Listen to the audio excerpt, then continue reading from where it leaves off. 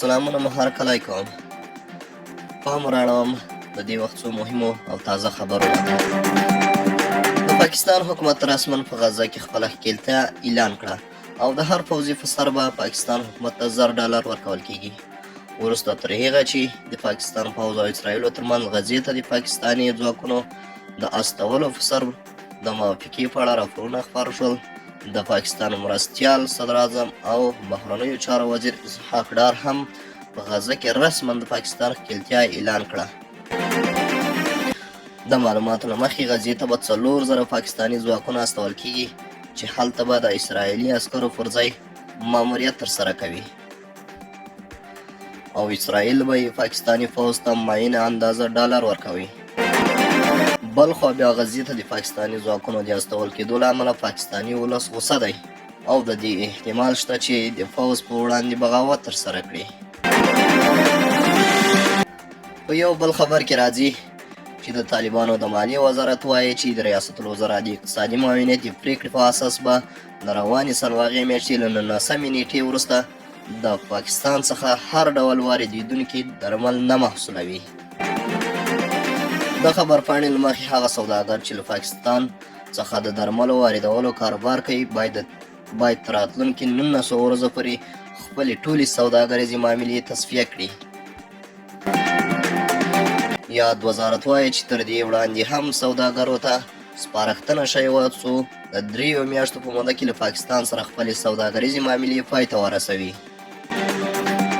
د یاد وزارت د خبرپاڼې له مخې د یادې ټاکلې مودې یوازې 19 ورځې پاتې دي او له ټاکل شوې نیټې وروسته به د افغانستان په ګمرکونو کې پاکستاني درمل نه محصول کیږي.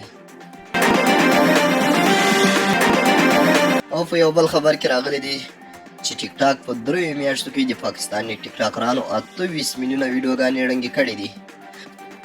دا ټیک ټاک کمپنۍ وایي چې د 2015 کال له جولای څخه تر سپتمبر پورې د ټولنې د لارښوونو د سرغړونې له امله له 204 میلیونو زیاتې ویډیوګانې لرې کړې دي چې له 28 میلیونه یې زیاتې ویډیوګانې د پاکستاني ټیک ټاک کاروونکو وې.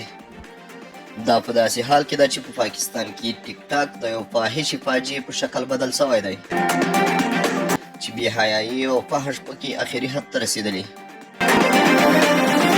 یو بل خبر کې راځي چې د افغانستان اسلامي امارت ته د اقتصادي همکاریو سازمان ایکو له لورې د طبیعي پیښو په اړه د نننۍ غونډې لپاره چې په اسلام آباد کې ترسره کیږي د ګډون بلنه ورکړل شوې وه.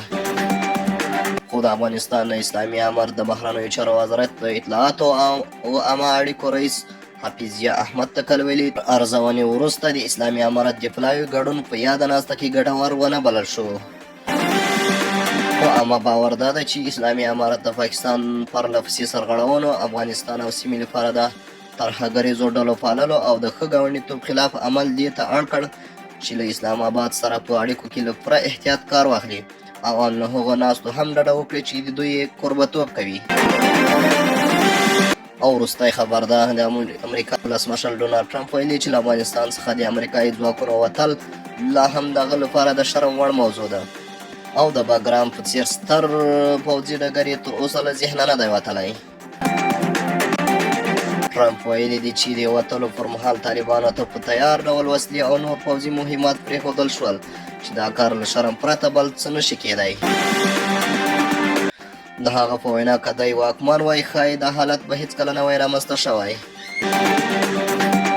نوموړي همداره زیاته کړې چې اوس هڅه کوي د امریکا پخوانی غرور او دبدبه بیرته را ژوندی کړي او دا ځواک د نورو هیوادونو د نیولو او تر خپل نفوذ لاندې راوستلو په تړاو بیا راپورته کړي.